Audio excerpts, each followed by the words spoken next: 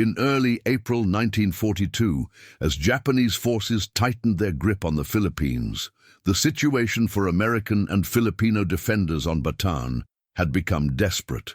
After months of dwindling supplies, rampant disease, and constant bombardment, the peninsula's defenses finally collapsed. What followed was one of the darkest chapters of the Pacific War, the Bataan Death March, as thousands of Allied prisoners were forced to march 65 miles to prison camps, with many dying from abuse, starvation, and exhaustion along the way. Yet amid this catastrophic defeat, a small island fortress in Manila Bay still held out against overwhelming odds. Corregidor, nicknamed The Rock, remained as the last Allied stronghold in the Philippines. Its garrison, commanded by General Jonathan Wainwright, included a medical detachment operating in the island's Malinta Tunnel, a vast underground complex that served as both headquarters and hospital.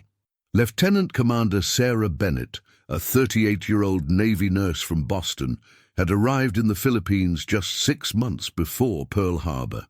With 15 years of nursing experience, including service aboard hospital ships, Bennett had volunteered for duty in the Pacific, drawn by both a sense of adventure and professional dedication. She couldn't have anticipated being trapped on what many military strategists had already written off as a doomed outpost. A surviving photograph shows Bennett in her white Navy nurse uniform, a determined woman with sharp eyes and a composed expression that masked the concern she felt for her patients. Former colleagues described her as methodical, resourceful, and possessed of an unusually strategic mind. Sarah could have been a military commander, recalled Dr. William Reynolds, who worked alongside her on Corregidor. She had an uncanny ability to see several moves ahead in any situation. By late April, conditions within the Malinta Tunnel Hospital had deteriorated significantly. Medical supplies were critically low, with antibiotics, surgical equipment, and even basic bandages being rationed. Malaria, dysentery, and tropical infections ravaged the garrison, while battle wounds from constant bombing added to the overwhelming caseload. The tunnel's poor ventilation and overcrowding created near-impossible working conditions for the medical staff. Military records show that on April 29, 1942, General Wainwright called a staff meeting to discuss their increasingly desperate situation. Intelligence reports indicated that Japanese forces were preparing for a final assault on Corregidor. With ammunition running low and no possibility of reinforcement or evacuation, the island's fall appeared inevitable. "We're looking at 3 days, perhaps a week at most," Wainwright told his assembled officers, his voice hoarse from exhaustion. "Washington has been informed that we cannot hold much longer. When the time comes, I will surrender to prevent unnecessary loss of life." For the medical staff, surrender carried particular concerns. They had witnessed the brutal treatment of prisoners taken at Bataan. Reports of Japanese forces bayoneting wounded soldiers and executing medical personnel had reached Corregidor. The fate awaiting the hundreds of seriously wounded patients in their care weighed heavily on their minds. After the meeting, Bennett approached Colonel James Williams, the chief medical officer. "Sir, I've been thinking about our wounded. Most of them can't even walk. When the Japanese come, they'll be completely vulnerable." The unspoken implication hung in the air. Many would likely be killed, rather than treated as prisoners requiring care. Williams nodded grimly. "I know. We'll do what we can to protect them, but—" He left the sentence unfinished. There were no good options. That night, as Bennett worked through her shift in the tunnel's surgical ward, an idea began to form, radical, potentially dangerous, but offering a glimmer of hope where none had existed. The next morning, she requested a private meeting with General Wainwright. Military records don't contain details of their conversation, but witnesses reported seeing Bennett entering Wainwright's office with a folder of hastily prepared notes, and leaving an hour later with the general looking thoughtful but skeptical. What is known is that immediately afterward, Wainwright summoned his intelligence chief and communications officer for a closed-door meeting. On May 1st, an extraordinary order was issued. Preparations would begin immediately for a medical evacuation operation.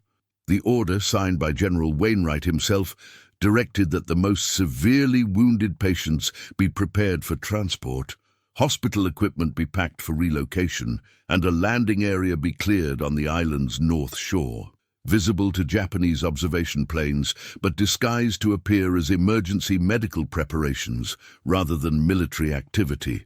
What made the order remarkable was that no evacuation was possible. The U.S. Navy had no vessels that could reach Corregidor, and no air evacuation could penetrate the Japanese blockade. The order appeared to be an exercise in futility, or something more strategic. Lieutenant Thomas Carson, an intelligence officer present at subsequent planning meetings, later recalled, "At first, we thought the general might be cracking under pressure. Ordering an evacuation that couldn't possibly happen seemed delusional. Then Commander Bennett explained her thinking, and we realized it was brilliant in its audacity. Bennett's plan was not an evacuation at all, but an elaborate deception, what would later become known as the Evacuation Hoax. She proposed creating the illusion that the Americans were receiving reinforcement and evacuation capabilities that didn't actually exist. The goal was to make Japanese forces believe that Corregidor was being partially relieved, potentially causing them to delay their final assault while reinforcing their naval blockade, buying precious time and possibly diverting enemy resources. The deception required convincing performances from everyone involved. Medical staff began loudly preparing patients, explaining they would soon be evacuated to Australia. Engineers cleared an area that could plausibly serve as a landing zone for seaplanes. Communications personnel began transmitting encoded but deliberately vulnerable messages about incoming medical transport and evacuation timetables. Most daringly, Bennett suggested placing lights along the north shore at night against all blackout protocols, making it appear as though the Americans were guiding an aircraft or boats. If detected by Japanese forces, these lights might convince them that the Americans had somehow breached the blockade.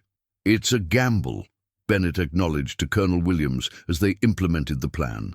"But right now, all we have to lose is the time between defeat today and defeat tomorrow. If this works, it might give us a few more days, maybe even a week." Oh! What neither Bennett nor anyone else on Corregidor realized was that their deception would coincide with a significant but temporary vulnerability in the Japanese forces surrounding them, and would trigger a chain of events that would change the course of the battle in ways no one anticipated. As Bennett's deception plan moved into implementation, Corregidor underwent a remarkable transformation. Despite the reality of their desperate situation, the island garrison began behaving as though relief was imminent. The psychological effect on the troops was unexpected, but significant. Even knowing it was a ruse, many found that acting as though help was coming provided a morale boost after months of deteriorating conditions and constant bombardment. The hospital section of Malinta Tunnel became the center of the operation. Bennett orchestrated a flurry of highly visible activity, ensuring that Filipino civilians who had contact with the outside world would witness preparations and potentially pass this information to Japanese intelligence. Hospital beds were conspicuously rearranged, creating the impression that space was being prepared for incoming medical personnel. Equipment was packed and unpacked near tunnel entrances, visible to anyone watching the island through binoculars from the mainland. Bennett's background gave her unique insights into making the deception convincing. Before the war, she had worked on naval hospital ships and understood exactly what preparations would be needed for a genuine medical evacuation. This allowed her to create an extremely plausible simulation with every detail meticulously arranged to withstand scrutiny. "The key to any successful deception," she explained to the small circle of officers aware of the true nature of the operation, "is to include enough genuine elements that even a skeptical observer becomes convinced. We're not just creating a fantasy, We're creating a scenario that feels absolutely real because much of it is real. Following this principle, Bennett had medical staff actually prepare the most severely wounded patients for transport. Wounds were redressed, medical charts updated, and patients were moved to areas near the tunnel entrances. These were all actions that would genuinely be taken during an evacuation, lending authenticity to the performance. The engineering aspect of the deception required particular creativity.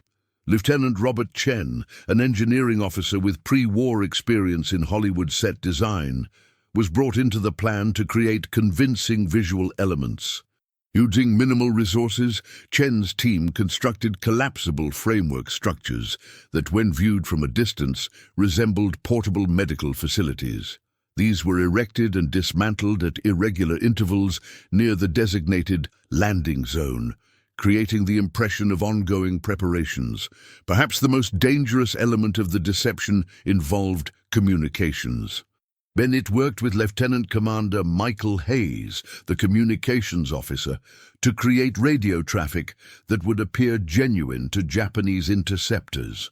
Knowing that their communications were being monitored, they crafted messages with deliberate security flaws, enough to allow Japanese intelligence to accidentally intercept discussions of medical evacuation timetables and supply deliveries. The messages needed to seem like authentic military communications with just enough carelessness to make them discoverable, Hayes later explained. Too obvious, and they'd be immediately recognized as a ploy. Too secure, and they'd never be intercepted at all. These messages included details about a fictional hospital ship, the USS Mercy, supposedly operating under Red Cross protection and scheduled to approach Corregidor on the night of May 4th. The communications included specific references to navigation routes, medical personnel transfers, and capacity for wounded, all carefully researched by Bennett to match standard Navy medical evacuation protocols. By May 2nd, Japanese observation planes had increased their surveillance of Corregidor, a sign that the unusual activity had been noticed. Intercepted Japanese communications, decoded days later, revealed growing concern about possible American relief efforts reaching the island. One message from Japanese headquarters to their naval forces in Manila Bay ordered increased vigilance against potential blockade runners, particularly medical vessels, which may be used to evacuate high-value personnel. The following day brought the first tangible evidence that the deception was working. Japanese artillery, which had been pounding Corregidor on a relatively predictable schedule, shifted its targeting pattern to focus on the northern shore where the fictitious evacuation preparations were underway. Additionally, Japanese naval patrol boats were redeployed, concentrating more resources around the approaches that a hospital ship or evacuation boats would likely use. Lieutenant Carson from intelligence observed these changes with growing excitement. "They're taking the bait," he told Bennett during their evening briefing in a secluded corner of the tunnel. "We've got them looking exactly where we want them to, which means they're not looking elsewhere." This elsewhere was the southern side of the island, where Corregidor's few remaining operational gun batteries were located. With Japanese attention focused northward, these batteries faced reduced bombardment, allowing their crews some respite and the opportunity to make crucial repairs that had previously been impossible under constant fire. Colonel Williams, who had initially been skeptical of Bennett's plan, became a convert after seeing these first results. "I didn't think this medical charade would amount to much," he admitted to her.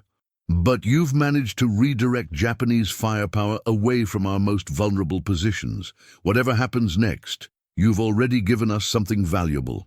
The most daring phase of Bennett's deception was scheduled for the night of May 3rd to 4th, when the fictitious USS Mercy was supposedly approaching. This required the riskiest element of the entire operation, breaking blackout protocols to place lights along the shore as if guiding in vessels or aircraft.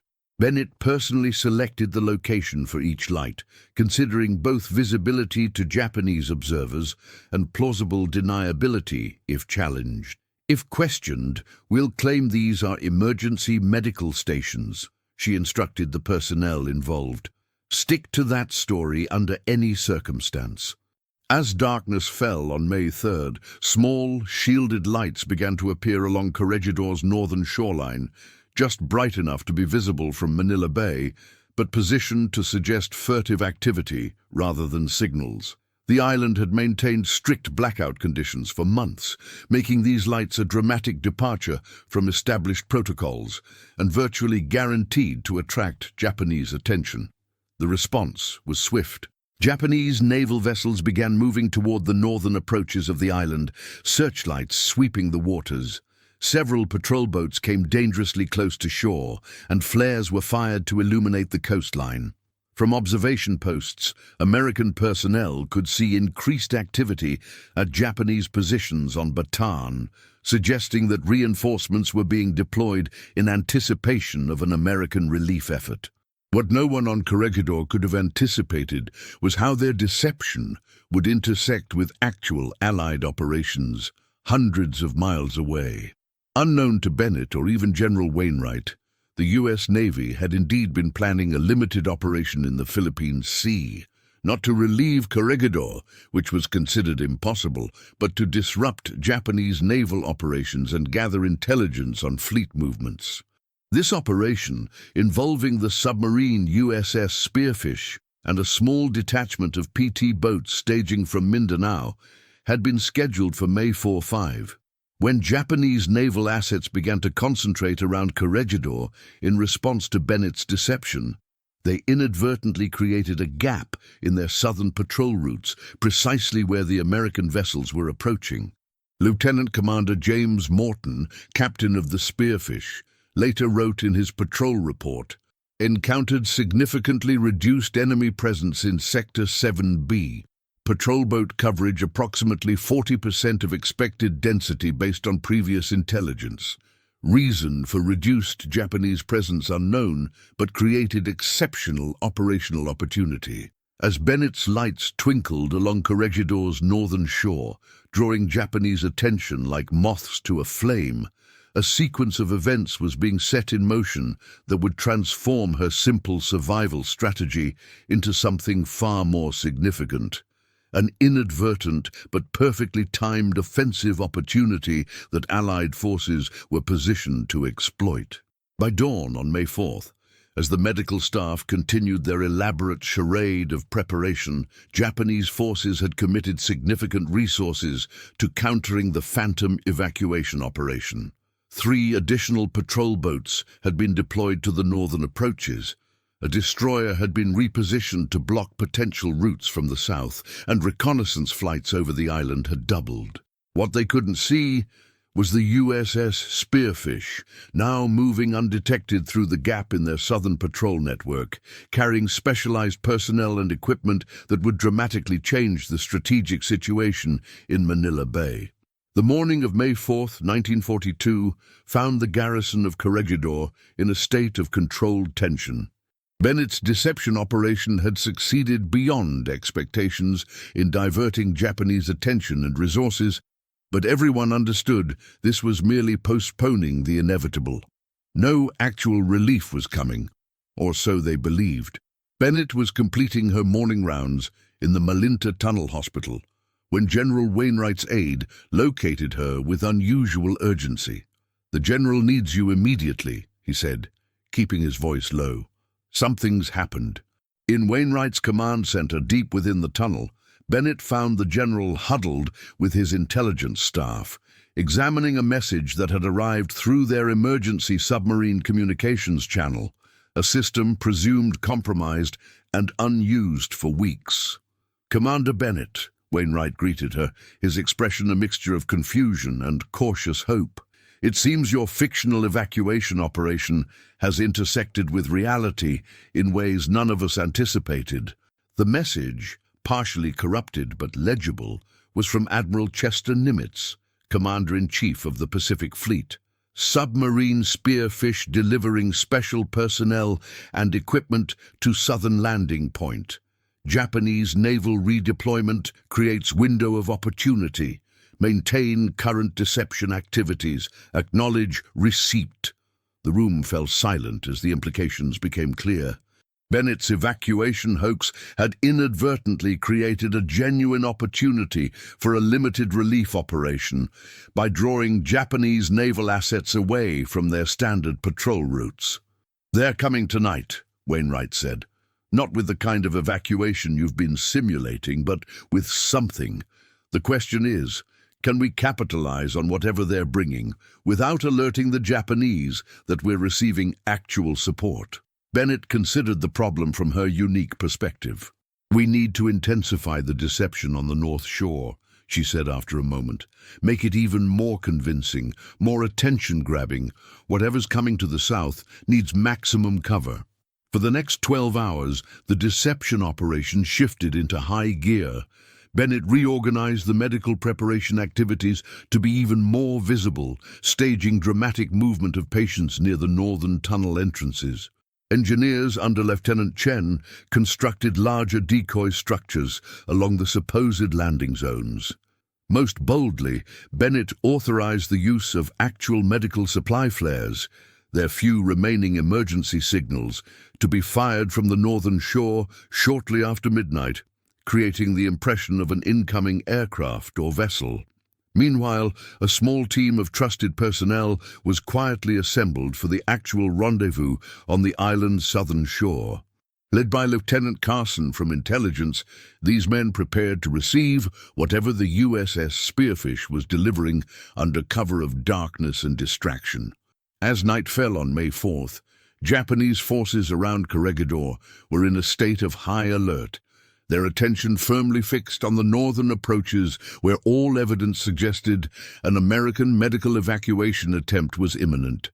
Additional searchlights had been positioned on Bataan to sweep the waters north of the island, and radio monitoring stations were working to intercept any communications between Corregidor and the Phantom relief vessels. At precisely 00:45 hours, the first medical flares illuminated the northern sky above Corregidor. Japanese reaction was immediate and overwhelming. Searchlights converged on the area, patrol boats moved in, and artillery batteries opened fire on suspected landing zones. The chaos and illumination on the north side created an ideal situation on the southern shore, which remained in complete darkness. At 01:10 hours, the USS Spearfish surfaced briefly in a small cove on Corregidor's southern coast. Rather than medical evacuees, the submarine delivered a 12-man team of communications specialists, demolitions experts, and intelligence officers, along with 6 waterproof containers of equipment. The entire transfer took less than 15 minutes before the submarine submerged again and slipped away into the darkness. Lieutenant Carson escorted the new arrivals through a little-used tunnel entrance directly to General Wainwright's headquarters. The team was led by Commander Robert Hayes, an intelligence officer who had helped plan the aborted relief of Bataan weeks earlier. "We've brought you something better than an evacuation," Hayes told Wainwright after introductions were made. "We've brought you a way to make Corregidor hurt the Japanese war effort even after its fall." The equipment containers revealed an unexpected treasure: advanced radio direction finding equipment, demolition charges with long delay timers, and a complete portable cryptography station. Hayes explained their purpose. Naval intelligence believes Corregidor will become a major Japanese communications hub after its capture. These tools will allow us to plant recording devices and transmitters that can continue providing intelligence long after the island falls. Bennett, who had been summoned to the meeting once the Northern Shore deception had served its purpose, immediately grasped the strategic implications. "You're not here to save the island," she said. "You're here to turn it into a Trojan horse." "Precisely," Hayes confirmed. "And your evacuation hoax created the perfect diversion for us to deliver the equipment. The Japanese are so focused on preventing people from leaving that they never considered someone might be bringing something in." For the next 3 days, As Bennett's medical evacuation charade continued on the northern shore, Hayes's team worked with Corregidor's personnel to implement their plan. Small, well-disguised transmitters were placed in locations likely to become Japanese headquarters or communications centers. Demolition charges with 30-day timers were hidden in key infrastructure that would be valuable to occupying forces.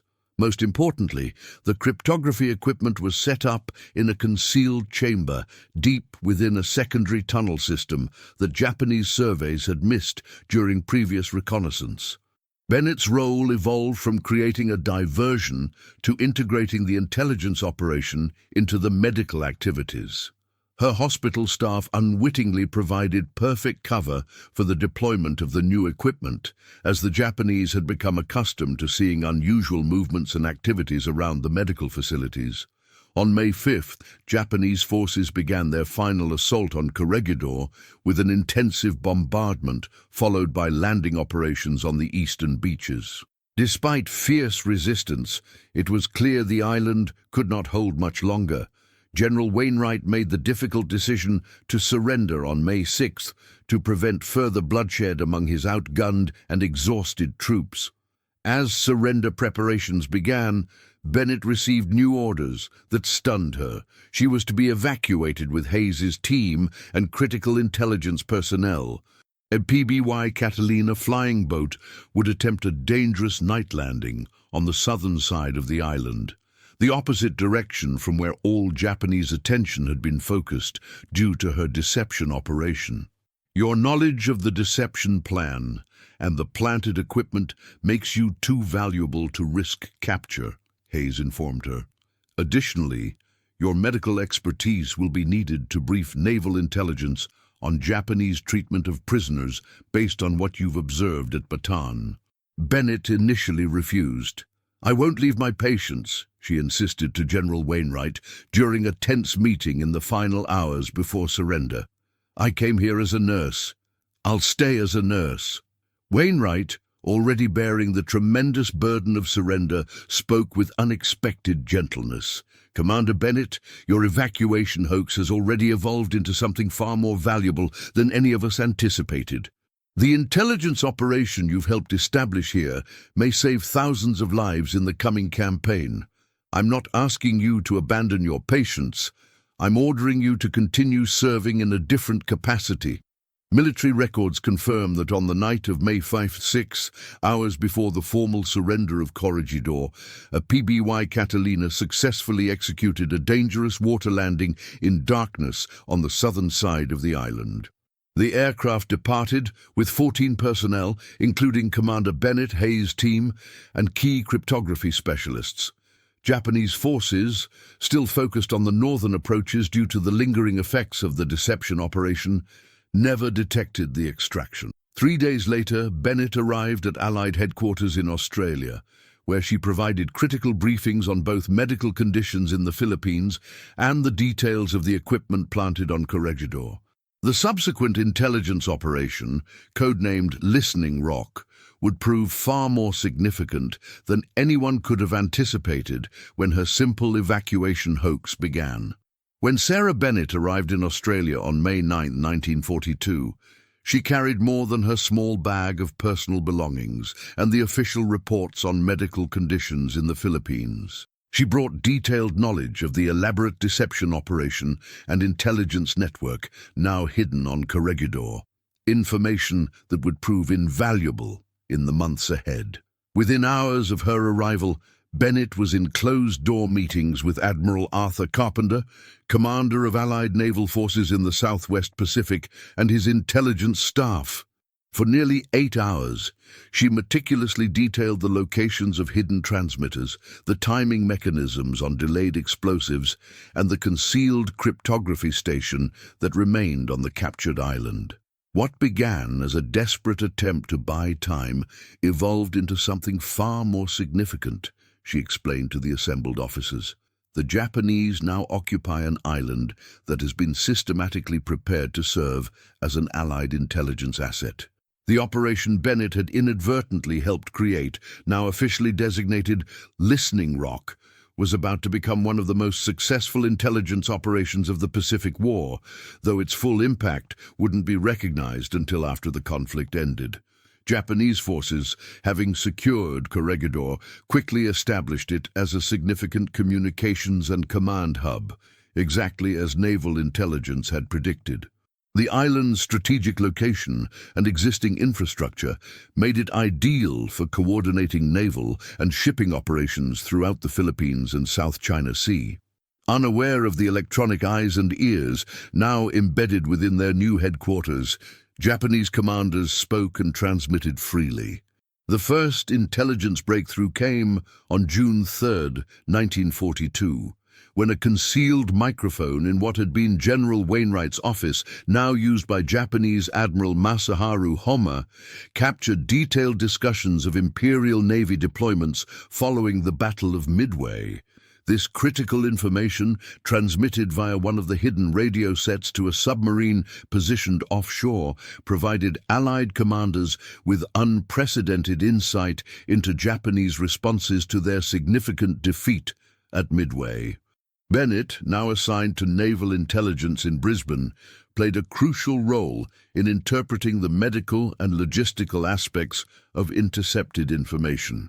Her understanding of the tunnel system and how the Japanese were likely utilizing the medical facilities provided context that traditional intelligence analysts lacked. When references were made to supply challenges or personnel movements, Bennett could often determine their significance based on her knowledge of Corregidor's geography and resources. By July 1942, the hidden demolition charges began to activate, strategically damaging water purification systems, power distribution networks, and ammunition storage facilities. These seemingly random equipment failures created significant logistical challenges for the occupying forces, who never suspected that the damage had been pre-planned months earlier. Japanese engineering teams repeatedly rebuilt facilities only to have them mysteriously fail again, creating a persistent drain on resources. Perhaps most valuable were the cryptography materials hidden in the secondary tunnel system. Japanese communications personnel, finding the main cryptography equipment destroyed during the final battle, installed their own systems in the same location, unaware that concealed microphones were capturing their encryption procedures and code changes.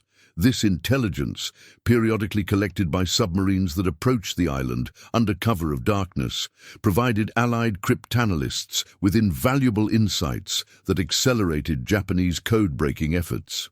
In August 1942, Bennett was formally recognized for her contributions with the Navy Cross, an extraordinary honor rarely awarded to non-combat personnel, and even more rarely to women. The citation, necessarily vague due to security concerns, commended her for exceptional initiative and resourcefulness under extreme combat conditions, resulting in significant strategic advantages. The true nature of her contribution remained classified for decades. The Allied command's appreciation for the Evacuation Hoax and its unexpected evolution into Operation Listening Rock led to a formalization of deception strategies in the Pacific Theater. In September 1942, the Joint Chiefs of Staff authorized the creation of specialized deception units, drawing on the lessons learned from Bennett's improvised operation. Bennett herself was consulted in the development of these programs, providing insights on how seemingly minor medical deceptions could create significant tactical opportunities. By early 1943, as the Allied forces began their Long Island hopping campaign toward Japan, the intelligence gathered through Operation Listening Rock provided critical advantages. Japanese naval movements, troop deployments, and supply challenges were often known to Allied commanders in advance, allowing for more effective targeting and resource allocation. Historian Richard Compton later estimated that intelligence from this operation directly contributed to the success of at least 7 major amphibious operations in 1943-44 by providing accurate information on Japanese defensive preparations. For security reasons, Bennett was never permitted to discuss her role publicly during the war. She continued serving in naval intelligence until mid-1943, when her medical expertise was again called upon to help establish advanced field hospitals, supporting the island hopping campaign. Her unique combination of medical knowledge and intelligence experience made her particularly valuable in preparing medical units to operate under combat conditions. The full impact of Bennett's improvised deception and its evolution into a major intelligence operation remained classified until 1975. Even Bennett herself wasn't aware of all the ways her initial evacuation hoax had influenced the Pacific War. It wasn't until a reunion information on Japanese defensive preparations. For security reasons, Bennett was never permitted to discuss her role publicly during the war. She continued serving in naval intelligence until mid-1943, when her medical expertise was again called upon to help establish advanced field hospitals supporting the island hopping campaign. Her unique combination of medical knowledge and intelligence experience made her particularly valuable in preparing medical units to operate under combat conditions. The full impact of Bennett's improvised deception and its evolution into a major intelligence operation remained classified until 1975. Even Bennett herself wasn't aware of all the ways her initial evacuation hoax had influenced the Pacific War. It wasn't until a reunion of Pacific Theater intelligence officers in 1975 that she learned how extensive the operation's impact had been. Admiral Chester Nimitz, in a letter read at that reunion, wrote, "The intelligence advantage gained through Commander Bennett's initiative provided our forces with insights that saved countless lives and accelerated our advance across the Pacific. What began as a desperate measure by a medical officer to protect her patients evolved into one of our most valuable intelligence assets of the entire campaign." Military historians now recognize the Evacuation Hoax and Operation Listening Rock as a turning point in how the Allies approached deception operations in the Pacific Theater. Prior to Bennett's improvised plan, most deception efforts had focused on conventional military assets and movements. Her integration of medical elements demonstrated how non-combat activities could be leveraged to create significant tactical advantages. The delayed demolition charges hidden on Corregidor continued to activate periodically throughout 1942 and early 1943, creating persistent challenges for Japanese occupation forces. Engineering reports captured after the war revealed that Japanese commanders never identified the true cause of these failures, instead attributing them to poor construction, environmental factors, or sabotage by Filipino workers. These ongoing disruptions required Japan to maintain engineering and repair units on Corregidor that might otherwise have been deployed to more active fronts. Even more significant was the cryptographic intelligence gathered through the hidden equipment. Naval records declassified in the 1970s confirmed that approximately 20% of major Japanese naval code changes in 1942-43 were detected through the Corregidor operation, giving Allied cryptanalysts crucial advantages in maintaining their ability to read Japanese communications. When Corregidor was finally liberated by American forces in March 1945, investigators discovered that several of the concealed listening devices were still intact, having remained undetected throughout the Japanese occupation. These devices had continued transmitting sporadically whenever they could harvest enough power, providing intelligence literally until the last days of the occupation. Sarah Bennett returned to civilian life after the war, becoming the director of nursing at Massachusetts General Hospital, and later a professor at Boston University's School of Nursing. For decades, she was unable to fully explain the commendations and medals she had received, bound by secrecy classifications that remained in effect long after the war ended. In 1978, at age 74, Bennett was finally able to tell her complete story when the last elements of Operation Listening Rock were declassified. Her memoir, The Evacuation That Never Was, provided the first comprehensive account of how a desperate deception to protect wounded patients evolved into a major intelligence operation. The Naval Medical Center in Bethesda, Maryland, now houses the Sarah Bennett Center for Medical Innovation, recognizing her unique contribution to both military medicine and intelligence operations. The center focuses on unconventional approaches to medical challenges, particularly in combat and disaster environments, continuing the legacy of innovative thinking that Bennett exemplified on Corregidor. Perhaps the most meaningful recognition came during the 1982 reunion of Corregidor survivors. General Wainwright's former aide, by then retired Colonel Thomas Williams, presented Bennett with a simple wooden plaque containing metal fragments recovered from the tunnel hospital where she had served. The inscription read, "To the nurse whose courage and creativity turned desperation into opportunity and a doomed island into a weapon that helped win the war." Bennett's response captured the practical wisdom that had characterized her career. In war, as in medicine, sometimes the most powerful solutions come not from following established